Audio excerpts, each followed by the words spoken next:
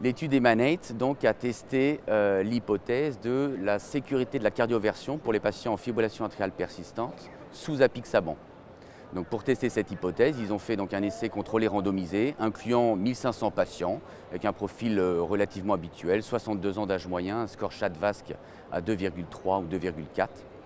Et ils ont regardé finalement le suivi à 30 jours de ces patients en termes d'AVC ischémique ou d'embolie systémique.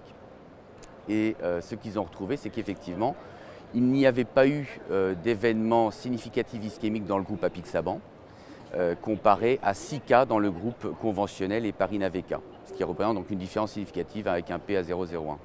En termes de saignement significatif, il n'y a pas eu de saignement, pas de différence entre les deux groupes avec une incidence extrêmement faible.